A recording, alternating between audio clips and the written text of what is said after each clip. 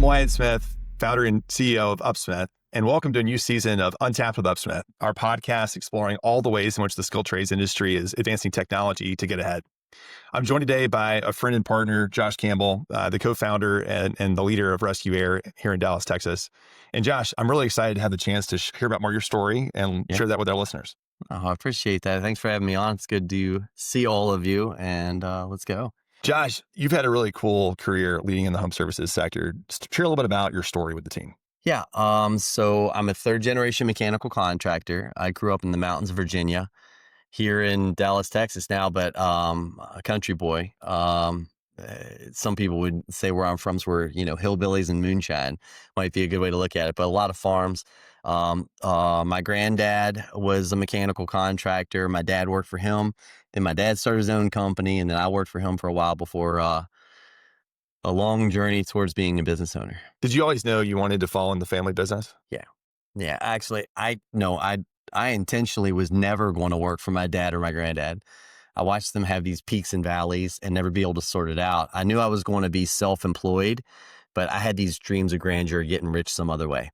And I always wanted to be in real estate. And I'd lay in bed at night having plans of how many commercial properties I needed to own, how many condos I needed to own. I'd do math, and I'd lay awake when I was like 13, 14, 15, trying to figure out how to be independently well off. We'll come back to that. Back to that. There's a deep-seated motor there. That's deep for an intro, I guess. I love that. I love that. Was there a turning point where that changed? You said, gosh, this is a really great business that my family's been in for a long time. I'm going to go deeper there. I don't think so. Yeah. I want to say yes and no. When I went to VOTEC in high school, right? So I'm a big fan of the trades, like micro vocational schools.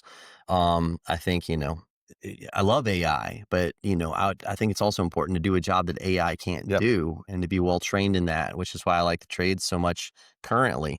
When I was a kid, I was at electrical and VOTEC in high school. And they used to have vocational schools. You may remember, and I was doing years of electrical training, like wiring up and drilling holes in studs. So we went on a field trip to a Lincoln Tech, which is a heating and air conditioning school.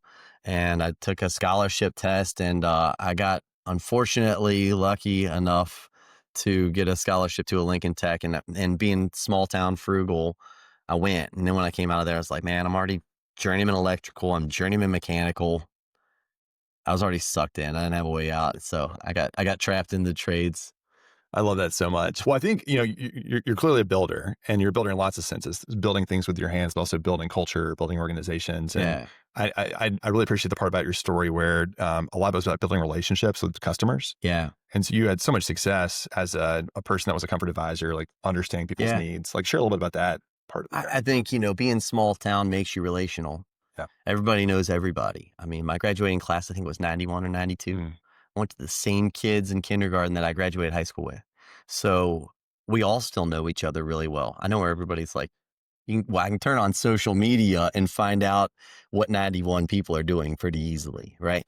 I think, but also what happens in like small towns is that your reputation follows you, right? And that's one of the things when I moved to Northern Virginia in DC, I got recruited to go up there. I would actually help rebuild the Pentagon after the plane hit.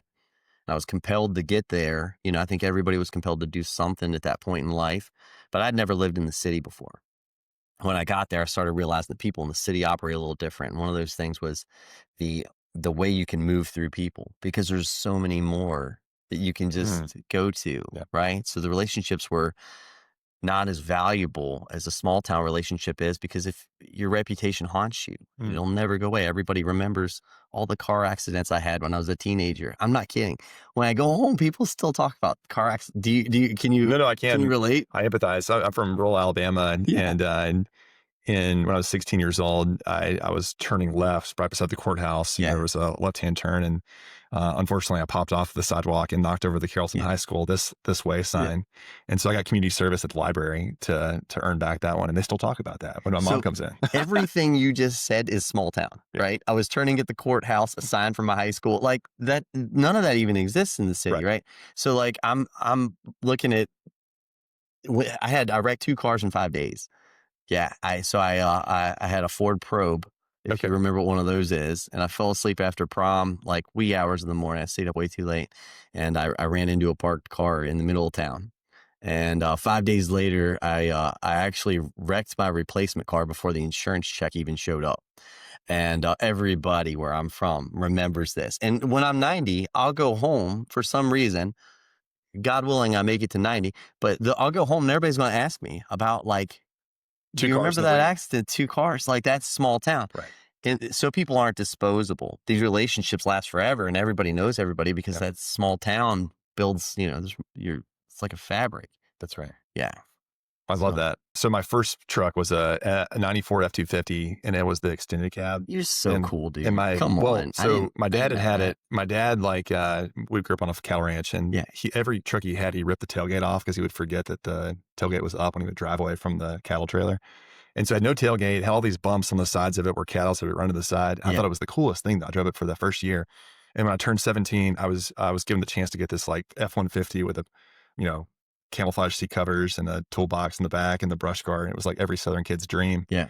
And then the first week, a deer comes out and hits the side of the door. Come on. Yeah. And then the second week was when I turned and hit the courthouse adjacent sign. So I'm very familiar with that. I've got a deer running into the side of a car story too. We could we need a separate conversation just for those. We got connected through friends in the industry, like a lot of relationships form. And the thing I was so struck by right away was the culture that you build as a leader with Rescue Air and how you talk to other contractors about that. Talk a little bit about the importance of culture for you as a leader. Yeah, it's everything, especially as you're building a small business. Yeah. The bigger your business gets, it changes a little, but like, man, it's crazy critical. It's everything from understanding the why, the big picture, what other people's goals are, giving people goals when they don't have them. There's so much about culture that creates a team that's going to go win. If I think it's the number one most important thing a business owner should be focused on as he's growing his business. Yeah, it's culture for sure. Well, one part of the culture here is innovation, and you test new products all the time. Yeah, like talk about like how you think about technology as a differentiator for your company. Yeah, so I like new technology a lot, right? So we're early adopters on. I think it was Dave Geiger with Horizon, and then us we were like the second guys on Rilla, on Avoca. They've developed their product for years now in our offices, right? ProBook, Dispatch, all these guys too, right? The community's small. It's amazing how big, but how small it really is. These new AIs that are coming out, and the way it works into our culture is like we're a culture of change. We're a culture of growth. And all of these new softwares that come out, if you're a culture of change and growth, you need them as much as they need you, because it helps us continue that it's what's happening in the world right now. Yeah. Anywhere you turn, AI's coming in. Yeah. And adding something to any industry. In ours, we get to be kind of cutting edge and front running as we're known as a growth and change embracing company. I love that. Sense. Well, one of the things I'm struck by is, the things you use AI to improve are pretty basic business functions. It's grow revenue, cut your costs, expand productivity. Right. And most all AI products can fall in one of those categories or multiple of them. Right. And I think about the problem that you're looking to solve for a homeowner and the way that your company shows up and your reputation as a service provider. Like, what are the big challenges you think it most directly addresses? AI in general? Right. Yeah.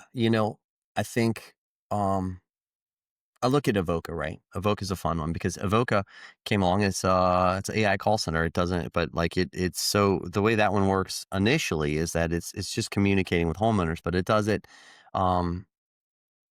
It's a more intelligent way to do it, right? And it covers the losses, right? So I think the first things I think about is initially you try to make more money, but then as you guys come along as developers and you've come up with more and more creative ways to solve problems, you're solving problems that I hadn't really thought about. It's so easy to say, hey, I need more leads. I need higher conversion. I need higher average dollar ticket. These are things that any coach can coach you on what to look for. Yeah. Right. That's all of your leadership groups are out here coaching a lot of the same things. Yeah. You guys have come along and said, hey, creatively, we found stuff over here that you didn't know about, and you're bringing stuff to us. And that's what's cool about a lot of you guys in the AI world that are winning you're getting innovative in ways we didn't ask you to.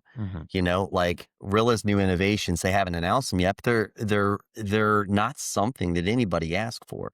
Avoca is going out here and finding new stuff that we didn't ask them to find, right? And and you're doing the same thing. Yeah.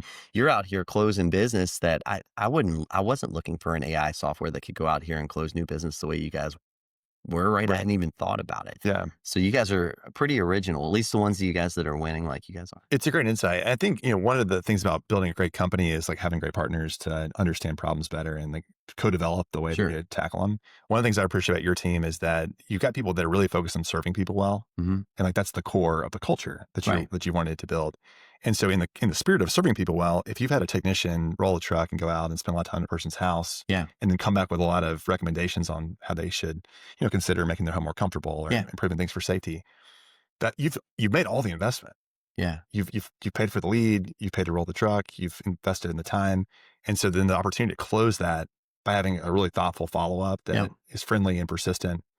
Understanding that problem from your team really made us better. And so I'm curious about like, when you've thought about how you want customer follow-up to happen and like what makes it successful and what separates good from bad, that's a really interesting thing to learn from. You mind sharing more about that? Yeah. I think, you touched on something earlier on. It's like giving great customer service, right? And I think about that small town kind of mentality that I had. Like you guys give us great customer service. When I need something, you guys are Johnny on the spot and you help right away. And I think that customer service side of things is not just something I'm doing to make money, but it's something that's ingrained in me because it's your reputation. Small towns people help people. My little league football team, right? I think about coaching too, right? That comes to mind for me. I think I've got an inherent coaching ability. Like if you'd asked me 5 or 7 years ago hey, would you coach one of your kids' sports teams? I'd have said, no way. I'm not a coach. But meanwhile, the way I run my business is more like a coach than anything else, right?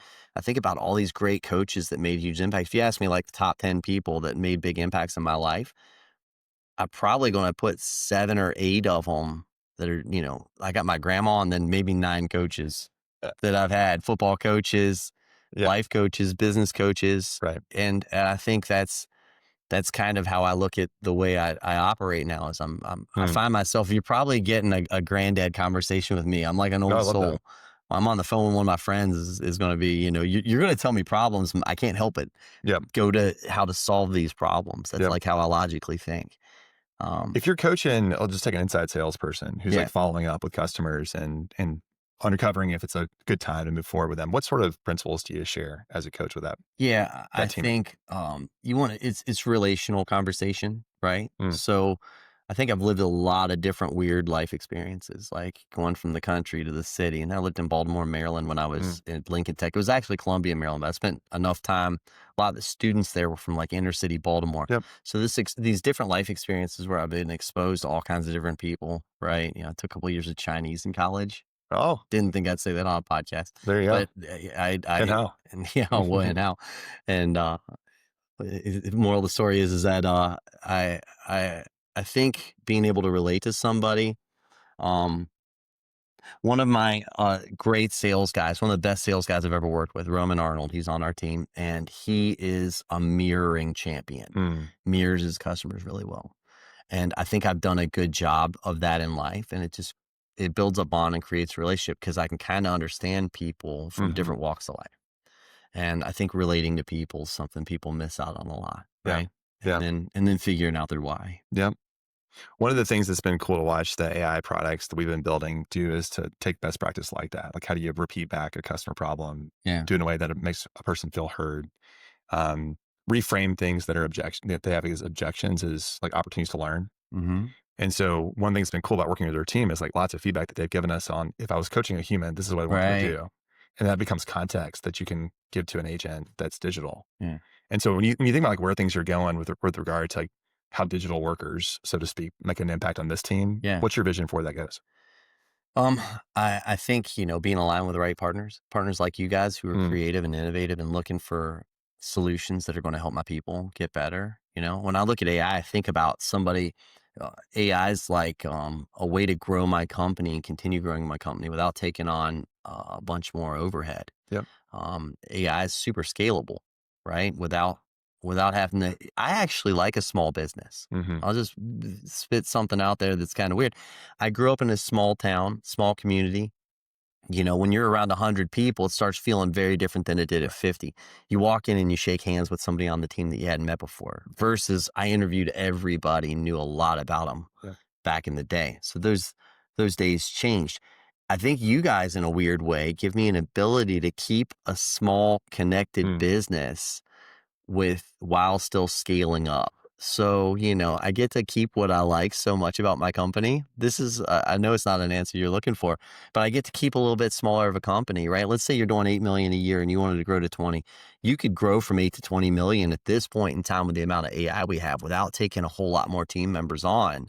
If you're utilizing, if you like the guys you work with, Yep. and if they can keep up and use their assets. I love that answer. I mean, I think the promise of AI that's like such a high impact opportunity is to make everybody more productive to the point where each individual can drive so much more output. Yeah. And we have one partner we're working with who last week we did probably 10,000 events, update a record, book an appointment, change the scheduling event. And so when you have that amount of leverage as a customer service person, you can do so much. It's like you're flying with a jetpack. Yeah. On your back. And somebody still gets to grow in your company, right? So I think a lot of people are scared that some AI product's going to come along and then that person's just going to be stuck in a role. And I think it couldn't be more contrary. This is AI products help the good performers perform at a higher level. Now I do worry about the people who don't perform at a very high level. People who don't perform at a very high level, people who are on your team and want to do less, or the quiet quitters get exposed in a hurry, right? But if you don't want to do very much, AI is going to take your job. And if a portion of your job gets easier, which is what AI is intended to do. AI is not intended to take anybody's job. But if part of your job goes away and you've got extra time, what'd you do with it? If your job completely went away, and you've got all this extra time, what do? You didn't get fired because your job went away. You've got to do something else valuable to the company. And hopefully that's something that's at a higher skill level. Yeah. Amen. Because it seems that AI is taking away the easy to do stuff. Yeah. Right? That's right. It's really achievable to think about everybody becoming 50 times more productive. Right. 50 is an achievable number on productivity growth because it frees you up to think about the thing that's going to have the bigger impact. Right. And also I think about, there are all these personal assistants. That's what it kind of is. That's the way I've looked at it. It's like GPT. That's right. If you could harness it and then have it be always focused on the biggest problem in your company. Yeah. Well, I think the other thing that's really cool to think about is like the future of what it's like to build things in society. And, so many people that come through rescue, air, and plumbing are people that care deeply about folks. And then they have like a skill, they have a craft that they built and honed. Yeah. And it's exciting to think about making it easier for people to get qualified, certified, credentialed, and then on that path. How do you think about sort of what makes for a great service professional on your team? What are the criteria you look for? That's interesting. I think people are doing the right thing when nobody's looking, right? That old school stuff. I did a full team meeting this past week on 10 things that require zero talent. And the 10 things that required zero talent, they don't really require any money. It's being on time, being prepared, right? It's doing extra work. It's having a positive attitude, being coachable. Most of the things out here that make a great team player aren't how many years of experience he has or how much schooling has he been to. None of that stuff matters to me, right? I want really good people that want to do extra. You've heard the old, give them the pickle mentality, right? Do extra and be positive. John Maxwell always talks about positivity on his team. That a negative attitude is one of the few things that he'll fire somebody for. So I'm really looking for positive energy. It's contagious. I love that sort of stuff. I love that. Who's a person on the team that really exemplifies it? Positive energy. I would say Juan in our call center. That guy never has a bad day. He comes in. If he does, you wouldn't know it. He's our call center manager, and he's just fantastic. He's always got positivity coming out of him. I try to poke and prod to get something arise out of him. You just can't do it. He's good stuff. Julie's that way too. Yeah. She's always got great energy. Oh man, I've got a team full of these people. Yeah. My plumbing manager, David, he just stays at this higher positive energy level. Are these traits that are personality traits people have when they join here? Are there parts of your process that bring that out in people?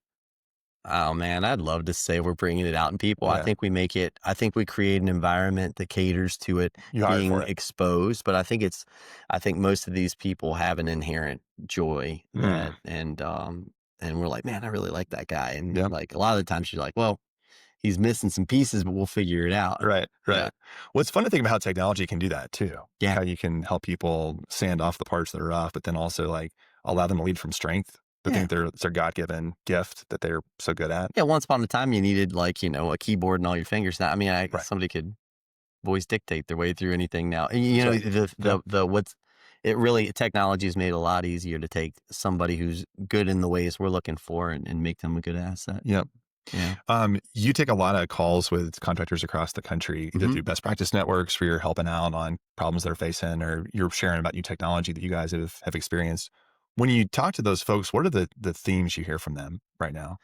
The marketplace being tough. Yep. That's number one is that, it's that there's just such a low volume of calls, Mm. right? Everybody is in a call starved world. I mean, there's just a few, most people can name the markets that aren't.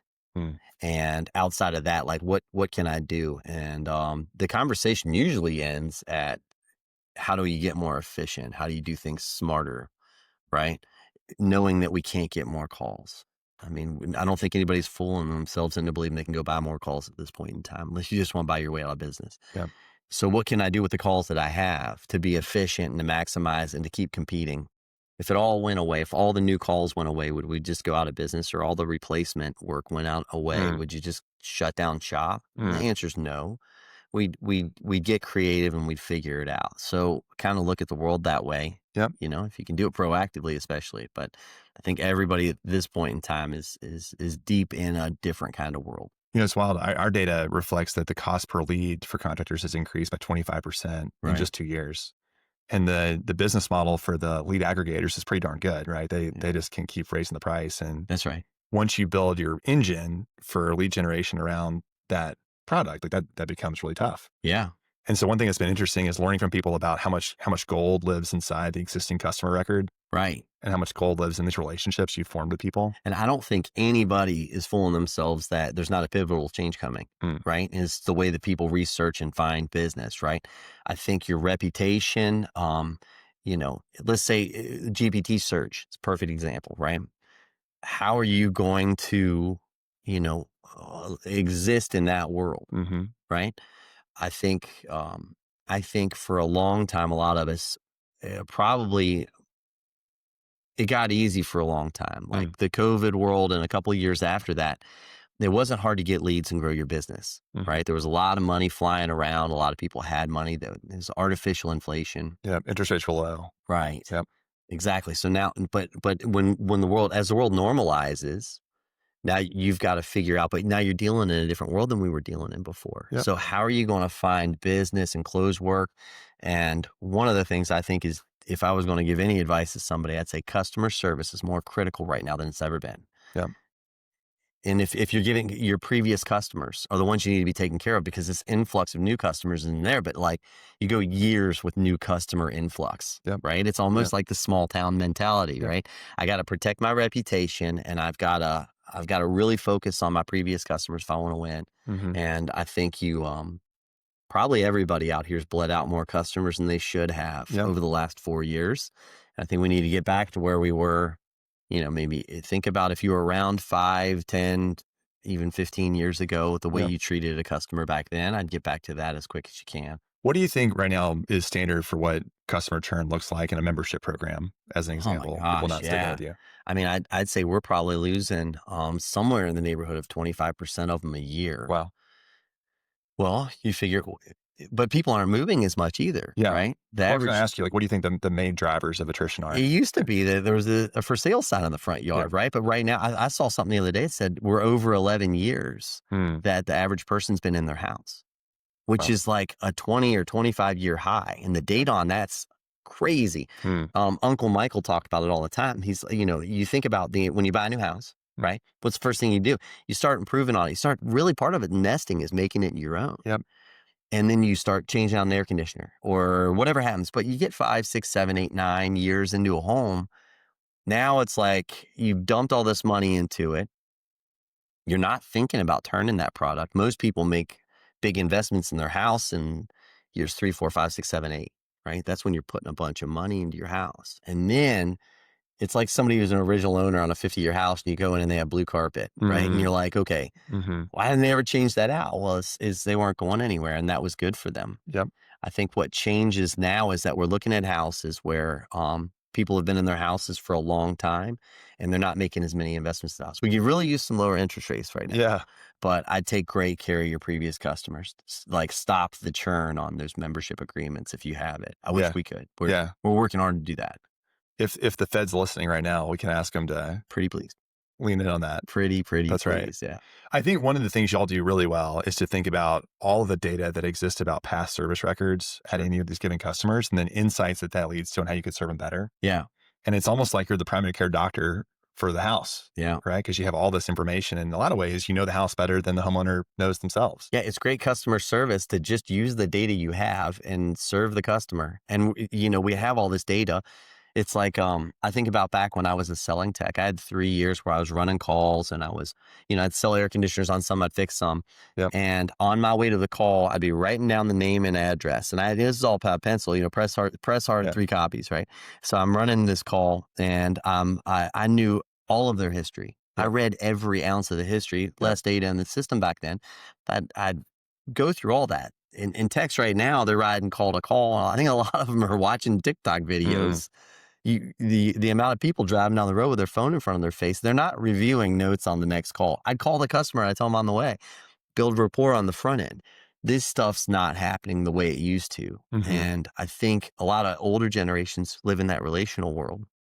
And the younger people didn't spend as much of their time communicating face to face as we did. Yep. It was all face to face, man. I had to go to the ballpark and make a friend. Yep. I ride my bike there. Yep. I had to make sure I had to be cooler. I was going to get beat up. Yeah. Well, I love also, this comes back to the insight you had around the barbell effect. If you're really relational and you really want to do a good job for someone, you got more information in your pocket than you've ever had history of the world. Right. And so you can use that as a tool. Yeah. And you can use that to say, gosh, I was looking up the records and it looks like you've been in this house for about 9 years. That sound about right. And like the person's just like turning to you and saying, gosh, this guy's really warm. He's magnetic. Yeah. He's got all this insight to help. Or that he's listening. Totally. Or he cares. He's prepared. Yeah, he's prepared. Yeah, exactly. We want to always use the podcast here to also like just create ideas for people to act on. So at the end here, I'd love to get a couple like lightning round responses for you about recommendations you have on things. And the first is like best book you'd recommend somebody checking out. Best book. If you're an entrepreneur, I'd read The Gap and the Gain. Oh, I could do this for a while. I read like 2 books a month. That's why I set this one up for you. The Gap and the Gain kind of changed my life because I spent a lot of my life living a better and better life, at least by society standards, and not realizing it because I was living in the gap. And when I'm living in the gain, I think about how happy I am, fix my relationship with God. That's very important to me and my wife. And, that fixed my marriage. The Gap and the Gain, hands down. Plus it's kind of a psychology book a little bit. Yeah. I love that. We'll check it out. Great book. Podcast recommendations beyond this one. What are ones you listen to regularly? You kind of hate me. I gotta say Joe Rogan because it's just entertaining. If I'm gonna do something mindless and entertaining, but they think hard and I like psychology. Best advice you've gotten as a leader? Embrace change. Embrace change. Yeah. If I was going to say my granddad, I'd say do what you say you're going to do because he told me that all the time. But James Green, when I worked with him at A#1 Air, I remember I was stuck and I was giving him all these excuses why things weren't the way they should have been. He's like, bud, you need to embrace some change. And the way he looked at me too. And he owned the biggest home service company in Texas and at the time. And I'm like, what's this guy know? And I kept thinking about, what the fuck? What's he mean, embrace change? Yeah. And I couldn't even get it. And now I get it. Like embracing change. Yeah. And the last question is productivity hacks, like things you do that make you more effective in your day-to-day. Yeah. I think my morning routines, I read the Make Your Bed book. Like I get started, my day gets started with a win and I just keep it going. I pop out of bed the second the alarm goes off. There's no such thing as a snooze button in my life because that's the procrastination button. If you want the first thing you're going to do with your day to be lose, all you got to do is hit snooze because that's the first thing I did with my day when I woke up was I hit procrastination and I don't live like that. I wake up, I get my ass out of get my butt out of bed. I drink a tall glass of water and I make my bed. I do that every morning and I have for years, for a long time. Wake my kids up and tell them I love them. Yeah. They have alarm clocks. If they hit the snooze button, they get a lecture. That's good. That's good. Well, as the dad of two young boys, I'm following your counsel on that one. I'm going to keep learning from you. Josh, it's been awesome having you on the podcast. Thank you for joining. Yeah, for sure, man. More good to come. Always a pleasure. Catch you next time on the next episode with Untapped with UpSmith.